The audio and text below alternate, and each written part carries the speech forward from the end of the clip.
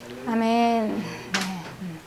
우리 오늘 말씀은 죄와 사망의 법이 생명의 성령의 법으로라는 말씀으로 함께 나눌 텐데요. 이제 이 내용은 우리가 실은 지난 시간 했던 그 같은 내용이에요. 같은 내용인데 너무 중요하기 때문에 이제 제가 한 번 더 반복하기를 원합니다. 이 내용을 잘 이해하고요. 내 것으로 만들면 이제 우리는 복음에는 문제가 없어요. 이게 복음이거든요. 복음의 핵심이 바로 이제 이 내용입니다. 그래서 이 내용을 오늘 우리가 다시 한번 들으면서 잘 알게 되면은 이제 복음에 대해서는 더 이상 우리가 다른 데서 알 수 없을 정도로 아주 굉장히 복음의 집약적인 내용이기 때문에 굉장히 중요해요. 그래서 이 부분을 통과하고 넘어가야지만이 우리가 그 다음 갈 수가 있어요. 이건 반드시 우리는 예수님 믿는 사람은 이 부분을요, 이 말씀, 오늘 말씀을 통과해야 합니다. 그래서 이제 이 내용이 이렇게 보면은 그 바울 서신의 그 많은 복음의 내용은 결국 이 내용이에요. 오늘 할 내용입니다. 굉장히 중요합니다. 그래서 결론은 뭐냐? 바로 예수 그리스도예요. 복음이 예수 그리스도라는 얘기하는데 예수 그리스도. 그래서 우리가 예수 그리스도, 그분이 과연 그냥 내 영혼만 구원해서 천국으로 가는 것만 하시는 분이신가? 복음이 그건가? 여러분 절대 그게 아닙니다. 우리의 영혼과 육체가 붙어 있잖아요. 지금 우리 분리되어 있지 않아요? 지금 붙어 있어요. 그러니까 붙어 있는 한은요, 우리 영혼이 구원받으면 육체도 같이 구원받습니다. 그래서 우리의 영혼을 구원하는 분이 육체도 구원해요. 근데 우리의 영혼을 예수 그리스도께서 구원하셨다면 우리의 육체의 모든 일들이 다 예수 그리스도 안에서 풀어집니다. 그래서 오늘 그 예수 그리스도 복음의 능력, 그래서 이 말씀을 함께 나누겠습니다. 우리가 인간이 어떻게 살까요? 뭘로 살까요? 우리의 재능과 능력과 우리가 가진 것으로 살까요? 그렇지 않죠. 우리는 아마 우리가 한 이 정도 살았으면 알 거예요. 모든 게 다 내 힘대로 되는 것도 아니고 내 마음대로 되는 것도 아니구나. 더더구나 내 뜻대로 되는 거는 아무것도 없구나. 그렇습니다. 우리의 자원 가지고는 살 수가 없습니다. 우리가. 그러니까 우리는 뭘로 살아야 되냐? 실은 우리는요, 우리의 그 주인 대신 우리를 만드신 그 창조주 하나님의 말씀을 듣고 살아야 합니다. 그리고 그 말씀 안에 우리의 모든 그 삶의 문제들이 다 해결될 수 있는 그 능력이 있다는 걸 아마 안다면은요, 그 사람들은 자기 자신의 문제를 가지고 이 앞으로 복음 앞으로 올 거예요. 아마 점을 치러 가거나 구슬하러 가거나 이런 데 안 갈 겁니다. 아니면은 사람들에게 누구 날 도와줄 사람을 찾아다니거나 이렇지 않을 겁니다. 그런데 너무 모르는 거예요, 우리가. 나를 만드신 창조주 하나님, 그분이 모든 세상을 다 주관하시고 또 나의 인생을 주관하시고 우리 모든 인생사를 관여하신다는 거를 우리는 이제 믿는 거죠.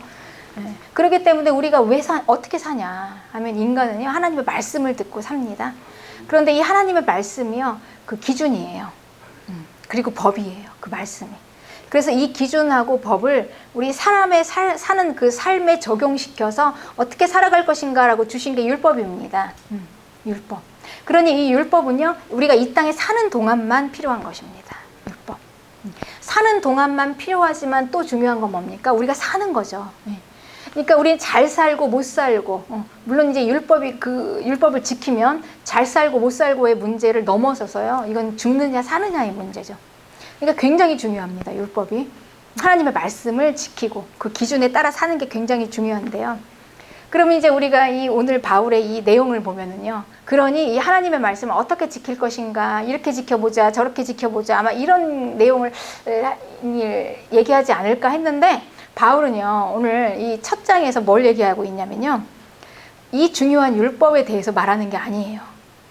율법을 지키고 말고 지금 그 얘기를 하는 게 아니라요, 이 율법은 이미 죽었다라고 얘기하는 거예요, 우리에게. 그러니까 이건 또 무슨 얘기입니까? 율법이 우리 안에서 죽었다는 거예요, 바울이. 그러니 이 율법 이외에 다른 길이 있다고 또 얘기를 하는 거예요, 바울이. 그러니 얼마나 혼란스럽겠습니까? 그렇죠? 우리는 하나님의 말씀이 최고고 하나님의 말씀, 율법이면 단데, 지금 바울은 율법 이외에 다른 길이 있다고 그러잖아요. 그러면서 율법은 이 사는 동안만 주신 것이다. 그럼 이 사는 동안만보다 더 중요한 건 뭐냐? 우리가 이 땅에서 산 다음에요. 그 다음에 우리가 천국을 가죠. 거기까지 이어지는 건 바로 뭐냐면 영원한 생명이에요. 생명. 그러니까 우리가 생명 없으면 다 끝나는 겁니다. 그러니까 우리가 이 땅에서 어떻게 살았든지 간에 잘 살고 못 살고의 그 기준은요, 우리가 영원까지 갈 수 있는 생명이 있느냐가 그게 중요하죠. 그게 성경에서 부자와 나사로의 이야기에서 우리에게 가르쳐주고 있잖아요. 이 땅에서 아무리 잘 살고 그냥 명품 옷으로 그 수백만 원, 수천만 원짜리 휘감고 좋은 옷, 자색 옷을 입고 날마다 그 호화로운 파티를 즐겼던 그 부자가요, 결국은 영원한 생명을 못 받았지 않습니까? 그러면 헛된 인생이라는 거잖아요. 그러니까 우리가 가장 중요한 건 영원한 생명까지 갈 수 있는 건데 지금 바울이 그걸 얘기하는 거예요. 영원한 생명. 그러니까 율법은 이 땅에 살 동안만, 그다음에 그러니 이 율법 이외에 다른 것이 뭐냐? 영원한 생명인데 그 중요한 강력한 그게 뭐냐? 바로 이제 오늘 예수 그리스도라는 것입니다. 영원한 생명, 예수 그리스도. 그래서 바울이 예수 그리스도를 이야기하는 거예요. 그거보다 더 뛰어난 예수 그리스도. 그러니까 우리 믿음 생활에 있어서 많은 것들이 우리 중요합니다. 하나님의 말씀 중요하고 예배, 이런 모든 종교적인 이런 활동들도 있죠. 그리고 신앙 생활도 있습니다. 그거 위에 가장 뛰어나게 가장 중요한 능력이 뭐냐? 예수 그리스도라는 거죠. 예수 그리스도가 빠지면 아무것도 소용이 없습니다. 우리 교회 안에서도 그래요. 예수님이 빠지면은요, 그냥 하나의 모임이에요. 우리 말씀도 그렇습니다. 예수님이 실제적인 생명이신 예수님이 빠지면은요, 그 기가 막힌 하나님의 말씀을 공부하는 것도 그냥 하나의 그냥 신학이에요. 얼마나 자유주의 신학자들이 많습니까? 예수님을 믿지 않는, 그냥 공부하는 거에 끝나는 거예요. 예수 그리스도라는 거예요. 그래서 이 바울은 남편과 아내의 법으로 지금 우리에게 이제 설명해주고 있어요. 우리가 이 부부가 결혼을 했을 때요, 남편이 뻐셔시 살아 있는데 이제 아내가 다른 남자한테 가면 그거는 분명히 이거는 뭐 바람 피운 거예요. 이게 음녀죠. 죄입니다. 그런데 만약에 남편이 죽었어요. 없어요. 그럴 때는 이제 남편이 없으니까 자유롭게 다른 남자한테 가도 된다. 그러니까 그만큼 우리에게 율법이 다 죽었다는 겁니다. 바울이. 복음 하면 예수님의 십자가에서 우리의 죄가 다 소멸됐다. 그리고 죄에서 죽었다라는 건 알고 있습니다. 그런데 오늘 바울은요, 새롭게 죄에서만 죽은 게 아니라요, 율법에서 죽었다고 얘기합니다. 율법에. 오늘 본문 7장 4절에 그리스도의 몸으로 말미암아 율법에 대해서 죽임을 당했다라고 얘기합니다. 그러니까 율법에 대해서 죽었으니까 왜 율법을 죽였냐? 예수님께 가라고. 핵심은 그거입니다. 율법을 죽인 이유는 예수님께 가라고. 예수님이 나타나셨으니까 이제는 율법에 매이지 말고 예수님께 가라. 이렇게 얘기합니다. 그래서 이제 우리는 우리가 죽은 죄와 그리고 율법에 관한 관계를 좀 알아야 합니다. 이런 것들을. 도대체 이게 어떻게 돼서 이런 거지? 왜 율법과 죄와 복음의 관계가, 예수님의 관계가 어떻게 되나 이런 걸 알아야 되는데요. 이 율법이 나쁜 거냐? 우리 보통 율법적인 그리스도인 하면은 우리 어감이요, 왠지 좋게 안 들리죠. 율법적인 그리스도인, 그럼 어느 한 순간부터 별로 안 좋은 그런 믿음이 별로 건강하지 못한 그리스도인, 이제 이렇게 우리가 알고 있습니다. 율법. 과연 율법이 그런 걸까? 그리고 예수님이 그냥 다 폐기 처분하고 그냥 죽여버릴 정도로 이 율법이 그냥 우리에게 소용이 없는 건가? 그런데 왜 하나님은 율법을 주셨지? 그건 기준이잖아요. 법이고 하나님의 말씀이고. 이게요, 바로 이제 비밀이 여기에 있는데요. 율법이 죄와 만났어요. 그게 문제인 것입니다. 율법. 그러니까 우리는 누구와 만나느냐가 굉장히 중요합니다. 그러니까 내가 누구를 만나느냐에 따라서요, 우리가 얼마나 많이 변화될 수 있는지 몰라요. 특별히 이제 우리 아이들 있죠. 사춘기 아이들. 좋은 친구를 만나야 되잖아요. 금방 이제 안 좋은 친구를 만나면 거기에 물들어 버리죠. 근데 우리가 사춘기 아이들 뿐만이 아니라요, 이제 어른이 돼서도 마찬가지예요. 굉장히 영향을 줍니다. 우리가 누구를 만나느냐가 굉장히 우리의 삶에 큰 영향을 줘요. 우리 인생을 바꾸기도 합니다. 이렇게 중요합니다. 그래서 이 만남이 중요해요. 누구를 만나서 우리가 행복해질 수도 있고, 그리고 훨씬 잘 살 수도 있지만, 누구를 만나서 우리 인생이 완전히 나락에 빠져버릴 수도 있는 거죠. 그리고 누구를 만나서 우리가 또 상호작용으로, 그래서 우리의 막 성격이 막 이상하게 또 되어질 수도 있는 거고요. 어쨌든 이런 반응들이 있습니다. 그러니 우리가 누구를 만나는가 굉장히 중요한데, 율법이 죄를 만났어요. 그런데 이 죄는요, 죄를 딱 만나는 순간에 좋은 걸 못 줘요. 죄는 딱 만나면 어느 것도 좋게 안 합니다. 죄 자체가 악이기 때문에 이 죄는요, 무엇을 만나도 나쁘게 쓰는 겁니다. 그러니까 율법 자체는 굉장히 좋은 거예요. 율법이 하나님의 말씀으로 만들어진 거잖아요. 하나님의 말씀이잖아요. 기준이고. 그러니까 이것처럼 좋은 게 어디가 있습니까? 그렇죠? 기준인데 만약에 우리에게 욕심이라는 거를, 세상은 이걸 에너지로 생각해요. 힘으로 생각합니다.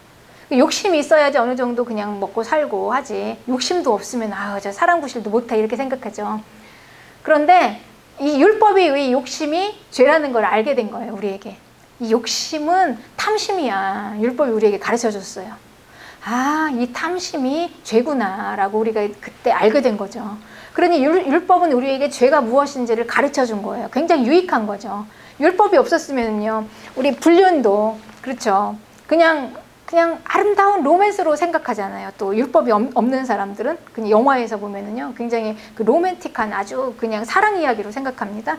그런데 율법을 가지고 기준으로 딱 보니까 이게 죄였구나, 간음하지 말라, 이게 죄였구나, 이제 우리가 이렇게 알게 되는 것입니다. 그러니까 율법은 우리에게 굉장히 유익한 거예요. 그런데 이 유익한 게 이제 죄랑 만났어요. 그게 이제 문제가 되는 것입니다. 이 죄는 파괴시키기 때문에, 만약에 죄가 사람을 만나잖아요. 사람 자체가 나쁜 건 아닌데 죄가 사람을 만나서 사람을 악용해서 이 죄를 짓게 만들고, 이 죄의 그 파괴적인 성향을 막 이 사람을 통해서 나타나죠. 많은 사람들이 힘들게 하고 괴롭게 하게 될 때 이제 이게 문제가 되는 겁니다. 그래서 우리가 사람은 미워하지 말고 죄만 미워하라. 그렇죠? 그러니까 이게 문제인 거예요.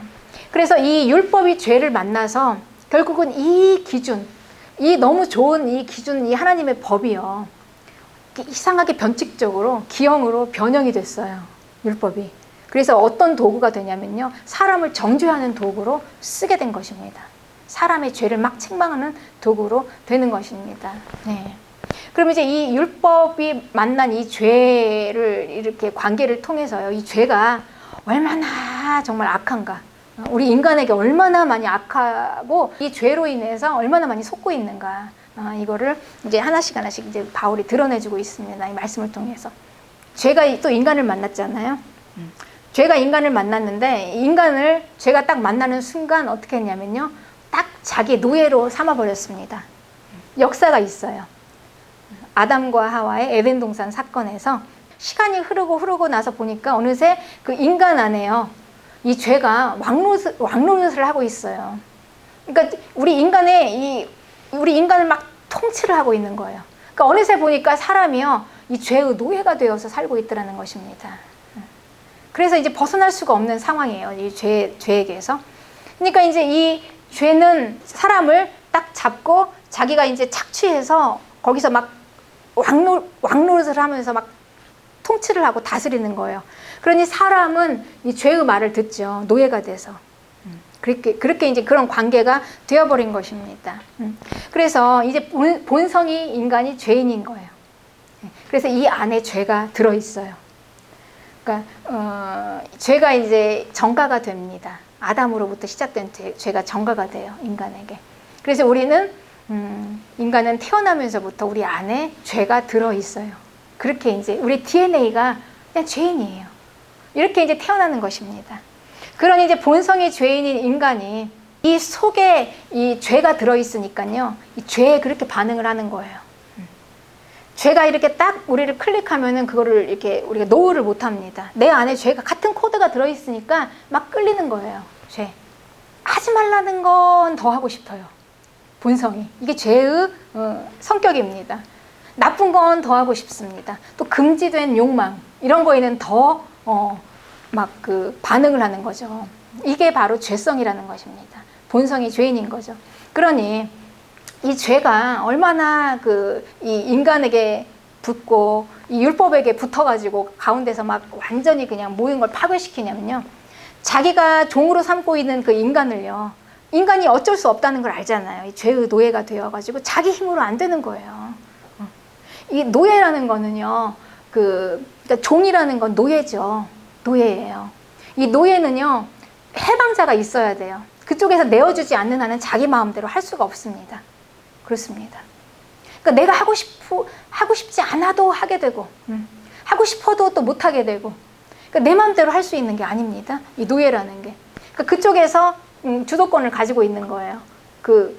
주인이. 그런데 우리 그 주인이 우리가 누구의 종이었냐면 죄의 종이었어요. 그러니까 죄의 종이니까 이 죄의 종이니까 그 주인이 죄죠. 그러니까 죄가 마음대로 시키는 대로 하는 삶을 살게 되는 것입니다. 이 사람이 본성이 그렇습니다. 노예이기 때문에 거기서 딱 묶여서 얽혀서 이제 살아가고 있는데 여기서 이제 벗어나지를 못하고 있죠. 그래서 우리가 이제 이게 바로 뭐냐면 내 힘으로 나올 수가 없는 그거. 이게 중독입니다. 그러니까 우리는 수많은 중독을 가지고 살고 있어요. 우리 뭐 마약 중독, 술 중독만이 중독이 아니에요. 수많은 중독. 우리의 삶에, 왜냐면 우리는 다 죄의 종으로 죄 안에 영역에서 살고 있기 때문에 죄의 노예잖아요. 노예는 내 마음대로 할 수 없잖아요. 꽉 붙잡고 있잖아요. 시키는 대로 하잖아요. 그렇기 때문에 우리는 모든 수많은 것들에 중독이 되어 있어요. 죄 안에.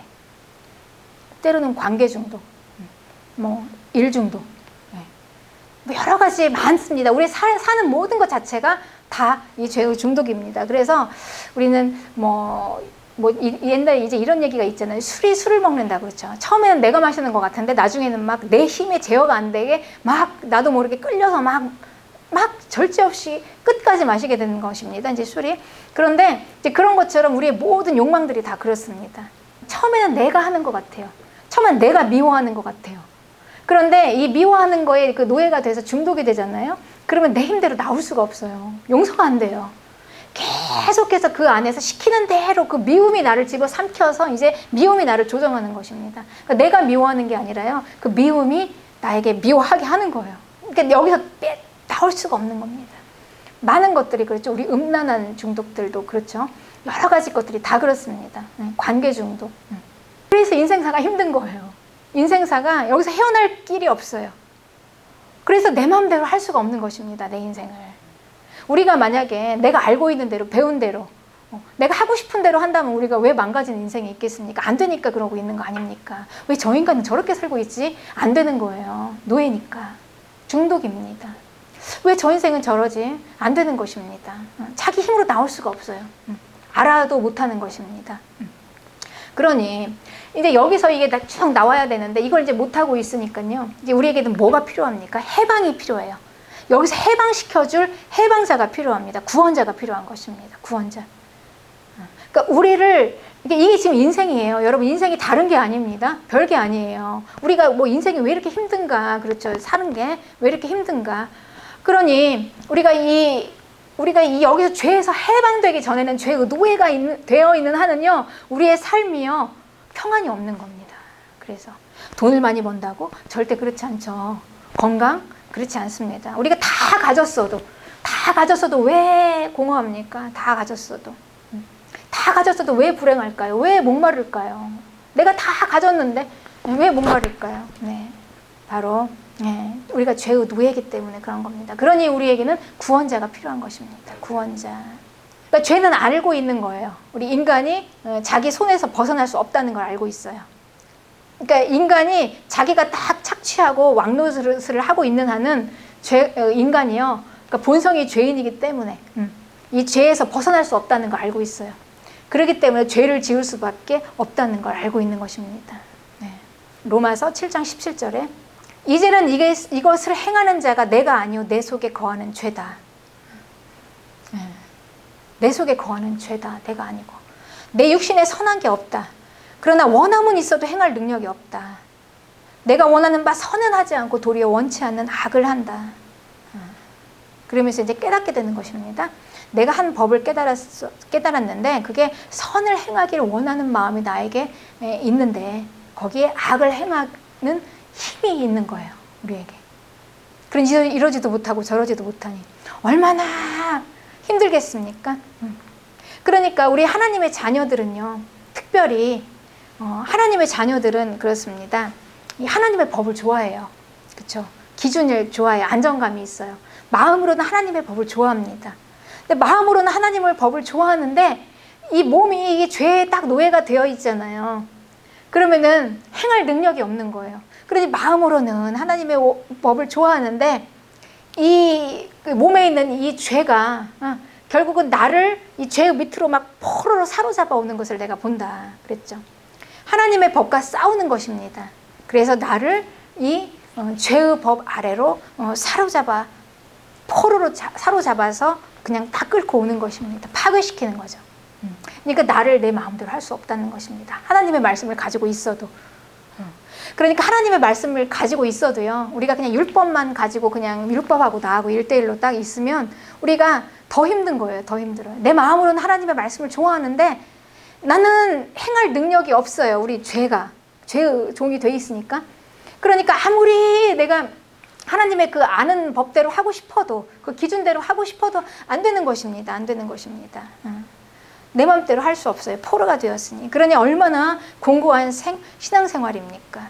그러니까 마음으로는 하나님의 법을 좋아하는데 몸으로는 죄의 법을 따라가니까요. 이게 이중성이죠. 불안함입니다. 그러니까 이렇게 신앙생활하면 더 힘든 거예요.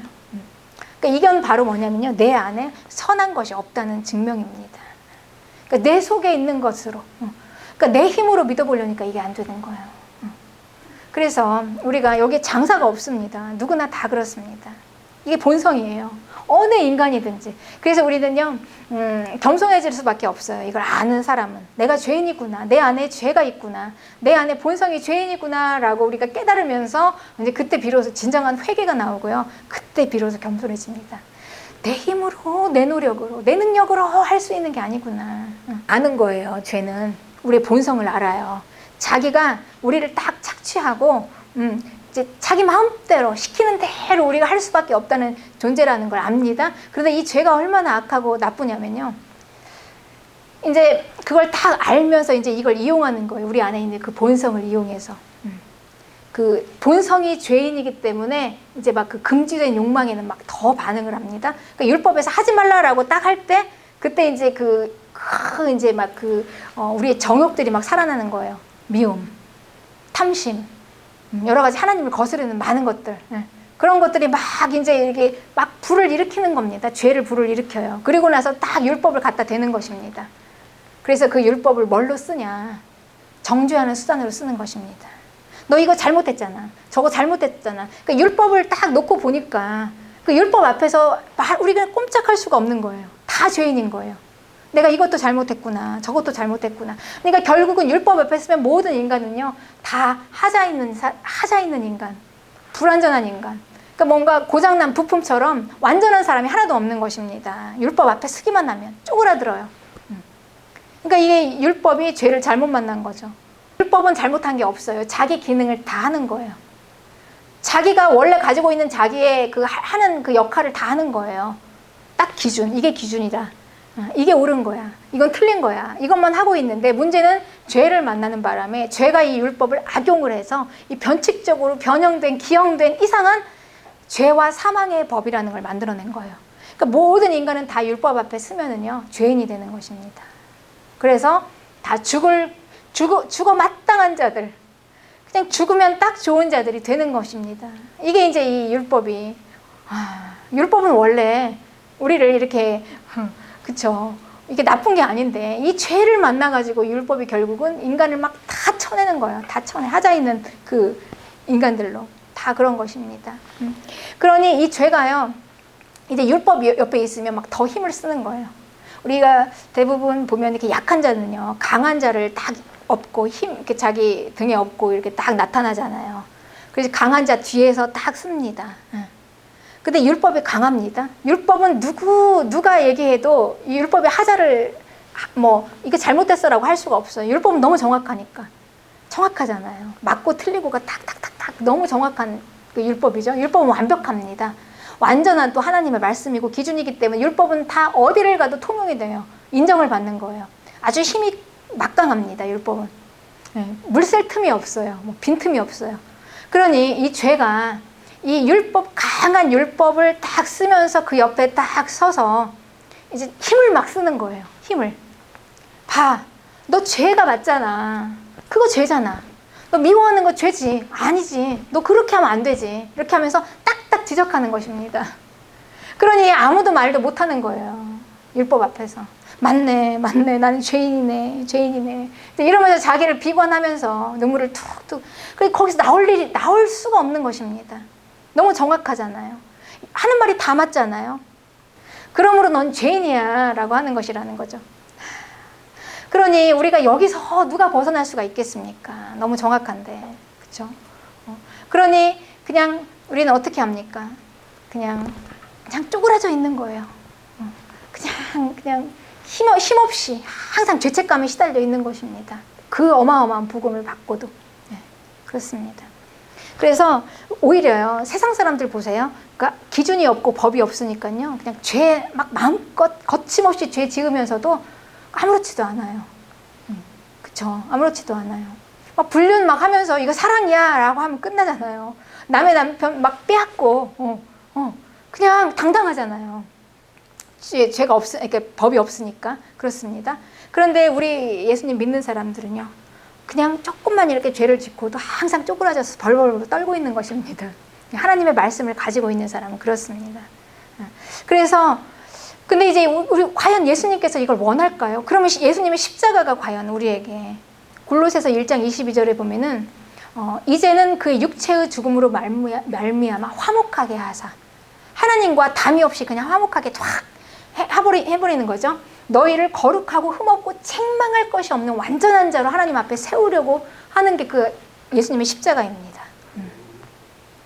완전하게. 그런데 그럴 수가 없잖아요. 율법이 있는 한은 그렇게 할 수가 없는 것입니다. 율법이 있는 한은.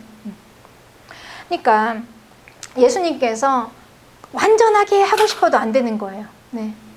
그러니 결국은 무슨 얘기냐. 계속해서 우리가 율법이 있는 한은 비난받는 자가 되죠.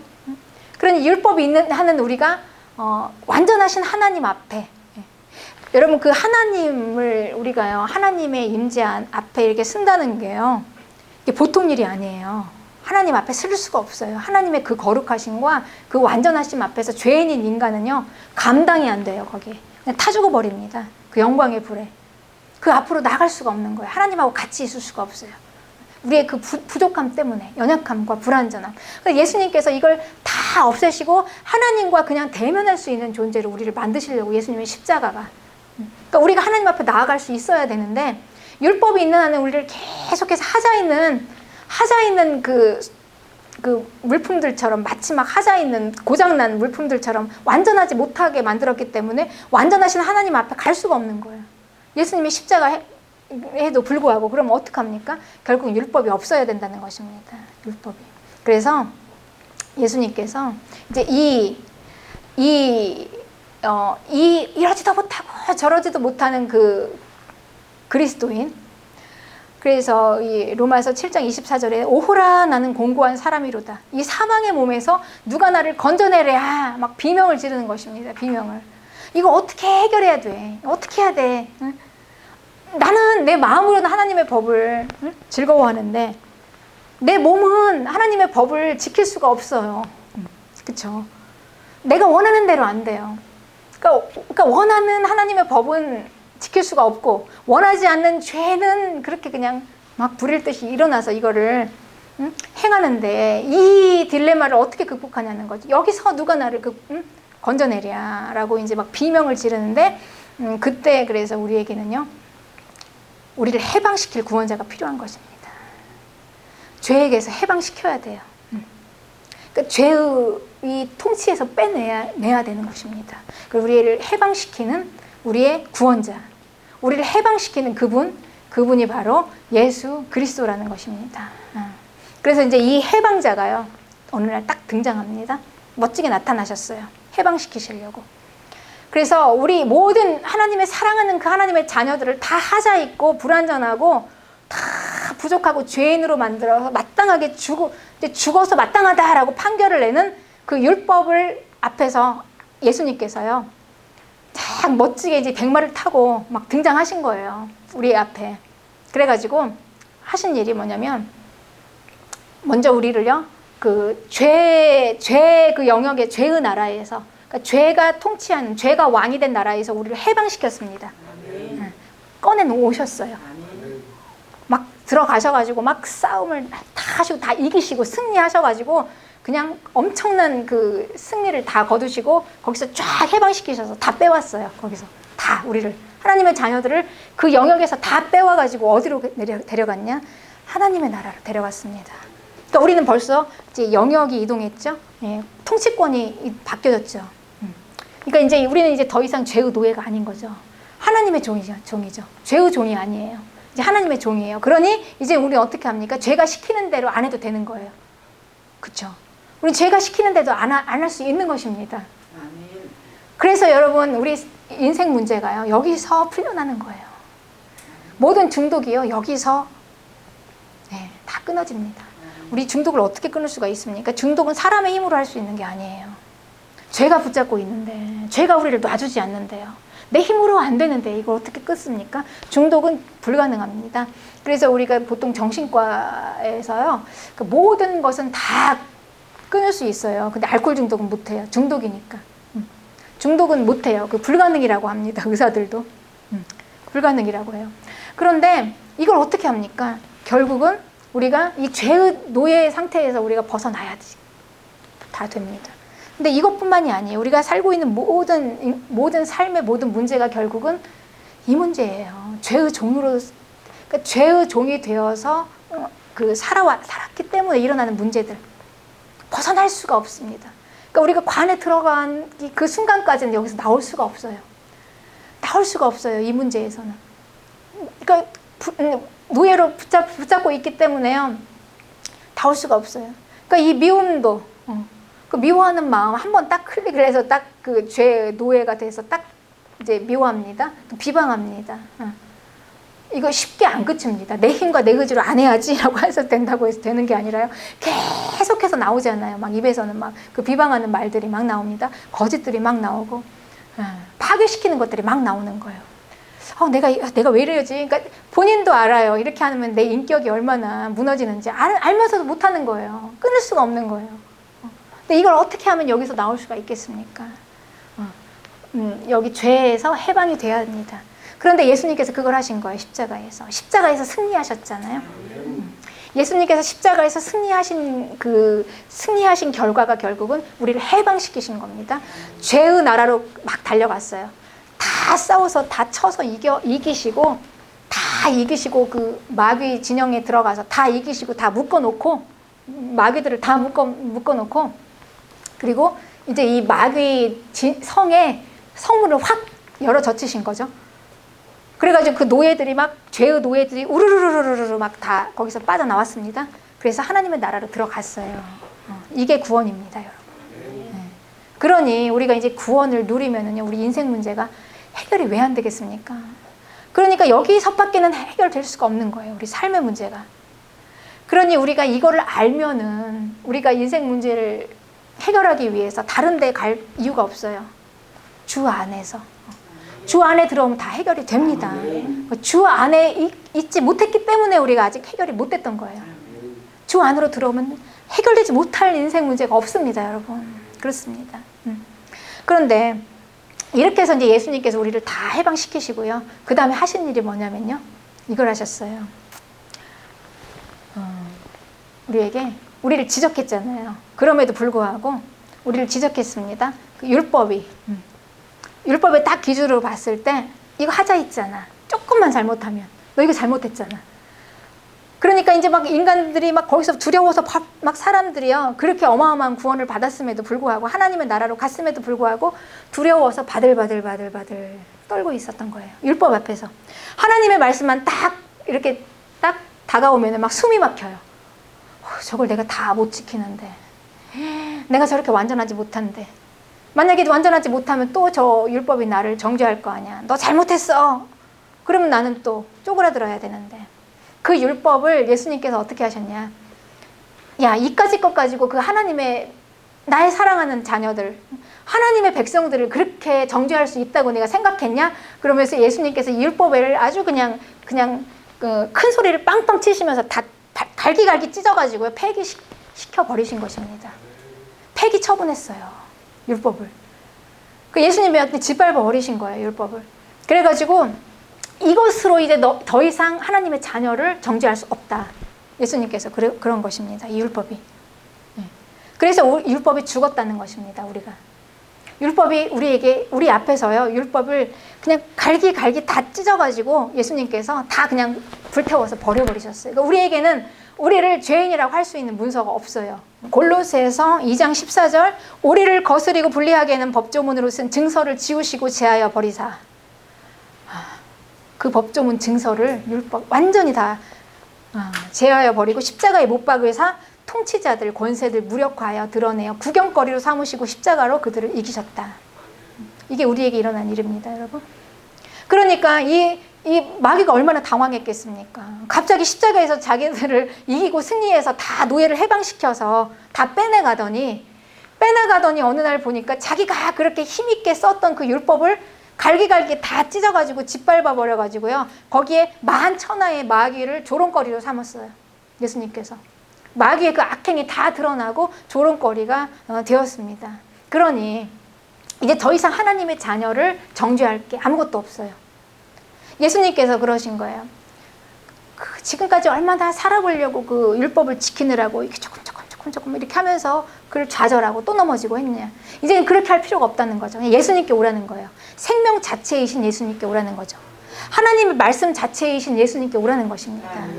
하나님의 말씀이 이 땅에 육신으로 오신 그 예수 그리스도 구원자, 그분에게 오라는 거예요. 오면 다 된다는 거예요. 다른 거 저런 거 생각하지 말고 예수님 앞으로 다 오면 이제 다 해결된다는 거죠. 그렇게 예수님께서 율법을 다 찢어버리셨기 때문에, 그냥 다 폐기 처분해버리셨기 때문에 이제 우리에게는요, 우리는 이제 하자 있는 자가 아니에요, 여러분. 네. 우리는요, 이제 불완전한 존재가 아닙니다. 우리를 정죄할 수 없어요. 하자가 있다고 딱딱 이렇게 법조문으로 우리를 정죄해서, 죄인이야, 죽어 마땅해라고 할 수가 없다는 것입니다. 그게 없어졌잖아요, 율법이. 그렇게 할 수 있는 그 근거되는 그 법조문이 우리에게는 없어졌기 때문에, 그 자료가 없기 때문에 우리는 그냥 예수님 안에 있으면은요, 완전해요. 이제는 완전해요. 네, 그렇습니다. 그게 이제 그래서 로마서 8장 1절에 그러므로 이제 그리스도 예수 안에 있는 자에게는 결코 정죄함이 없다. 더 이상 누가 아무도 너 뭐라고 할 수가 없다는 거죠. 예수 안에 있는 자에게는. 왜냐하면 그리스도 예수 안에 있는 생명의 성령의 법이 죄와 사망의 법에서 너를 해방하였기 때문에, 생명의 성령의 법, 그리고 우리가 죽었던 죄와 사망의 법, 율법, 죄가 같이 만났던 그걸 예수님께서 다 없애버리셨기 때문에 이제는 생명의 성령의 법이 나왔는데요. 이 성령의 법이 어떻게 우리에게 왔냐. 이제 우리를 정죄할 수가 없잖아요, 여러분. 그러니까 우리는 완전하잖아요. 완전한 자에게 임하는 게 하나님의 임재입니다. 하나님의 임재는요, 완전한 자에게 임해요. 어떻게 우리 안에 나처럼 하자 있고 나처럼 부족한 죄인에게 하나님이 함께 올 수 있을까? 우리 이제 더 이상 하자 있는 자가 아니기 때문에, 율법의 법조문이 없어졌기 때문에요. 그러니까 우리가 지금 성령 받았다 하잖아요. 어떻게 해서 성령을 받았냐는 거죠. 그냥 무조건 예수님이 십자가에서 돌아가시고 나서 하나님의 영이 우리에게 어떻게 오셨을까? 그냥 기계적으로 오신 걸까? 이게 하나님이요, 얼마나 정확하신 분인지 몰라요. 한치 오차도 없으세요. 예수님이 십자가에서 다 그렇게 해놓으시지만 율법이 계속 우리를 정죄하고 있는 한은 하나님께서 할 말이 없으시잖아요. 너무 정확하니까. 그러니까 우리에게 임재하실 수 없을 겁니다. 그런데 예수님께서 우리에게 어떻게 하셨습니까? 율법을 폐기 처분시켜버렸잖아요. 근거가 없잖아요. 그러니까 이제 우리는 완전한 자다, 이렇게 얘기해도 손색이 없는 것입니다. 법적으로 하자가 없어요. 그래서 로마서 8장 1절, 그리스도 예수 안에 있는 자에게 결코 정죄함이 없다, 이 말입니다. 그러니까 누가 우리에게 죄인이다라고 함부로 얘기할 수가 없다는 것입니다. 왜냐하면 예수 그리스도의 십자가의 보혈로, 그리고 그렇게 정죄할 수 있는 율법이 다 없어졌기 때문에 예수 안에 있는 자에게는, 그리스도 예수 안에 있는 자에게는 결코 정죄함이 없다. 그러니까 우리가 하자 있다라고 할 수 있는 근거가 없잖아요. 그러니까 우리는 완전합니다. 그래서 성령님이 우리에게 오시는 것입니다. 그래서 성령이 우리에게 임하는 거예요. 여러분, 이거 엄청나지 않습니까? 하나님이 우리와 함께, 내 안에, 내 인격과 함께, 그냥 함께 계시는 거예요. 그래서 우리가 이제 이거를 잘 믿고요, 하나님이 나와 함께 하심을 믿는 것입니다. 그러면 끝나요. 아니, 온 천지를 창조하신 그 어마어마한 하나님이 나와 함께 하시는데 우리가 뭐가 두렵습니까? 뭐가 무섭습니까, 여러분? 우리가 해결 못할 문제가 뭐가 있습니까? 성령님이 나와 함께 하시잖아요. 그러니까 우리가 성령님이 나에게 임재하시는 이 임재의 통로, 이 역사가요, 이렇게 정확하게 계산이 정확하게 이런 루트를 통해서, 이런 합법적인 절차를 통해서 성령님이 너무나 당연하게 우리에게 오셨다는 것입니다. 로마서 8장 9절에 하나님의 영이 거하시면 너희가 육신에 있지 않고 영에 있나니 누구든지 그리스도의 영이 없으면 그리스도의 사람이 아니다. 그러니 이런 루트를 통해서 우리가 여러분, 그러니까 구원을 아까 볼게요. 구원이 해방시키신 거잖아요. 죄에서 해방시키시고, 또 우리를 죄인이라고 정죄하는 율법도 다 폐기시키시고, 그러므로 인해서 완전해서 우리를 완전하다고 하시고 정죄하지 않고, 그리고 성령이 우리에게 임하신 것입니다. 이게 하나님의 자녀예요. 네. 이게 그리스도인입니다. 그러니까 우리 안에 성령이 있으세요. 그렇습니다. 그러니까 우린 육체의 사람이 아닌 거예요. 그러면 우리가 이렇게까지 다 알게 됐는데 여기에서 누가 다시 죄의 종으로 갈 사람이 누가 있어요? 그걸 얘기하는 거예요, 바울이.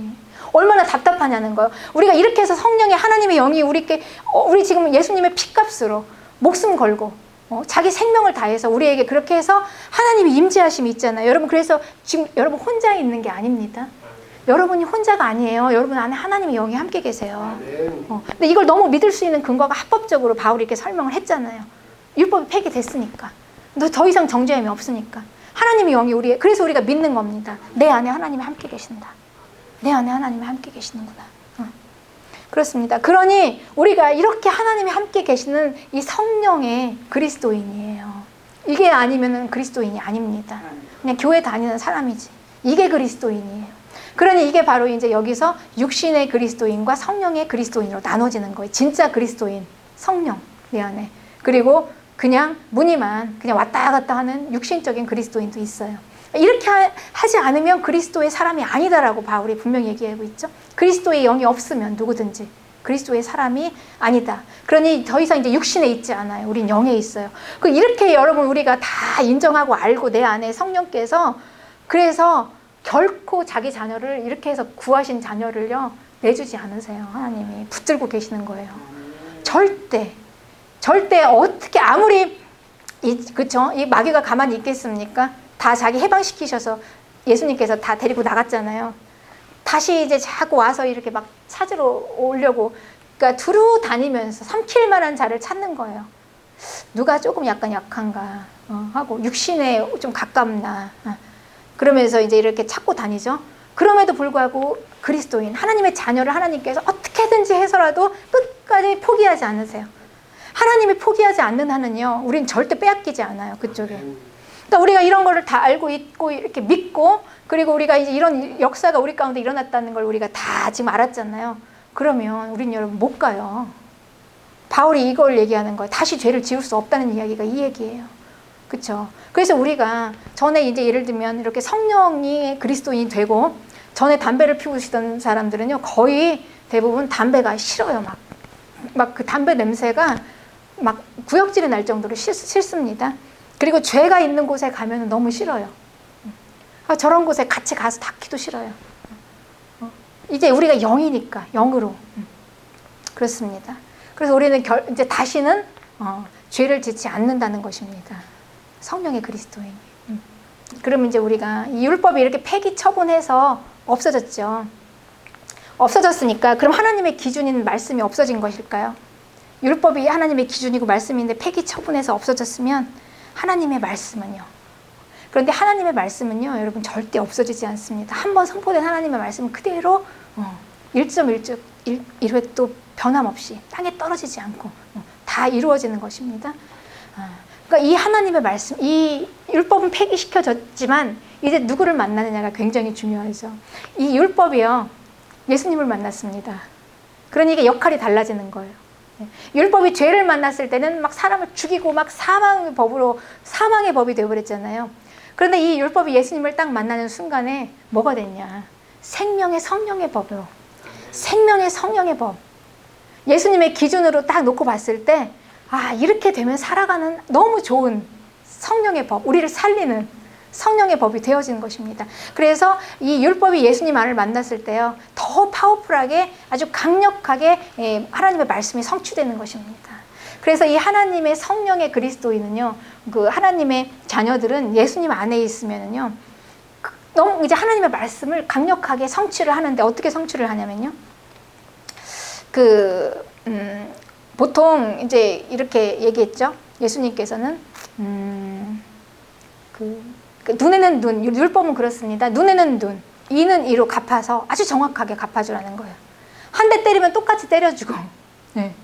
만약에 이렇게 해서 내가 손해를 봤으면 분명히 그걸 받아내야 돼요. 율법은 그렇습니다. 맞대응해서 딱 계산이 맞게 정확히 떨어지는 거예요.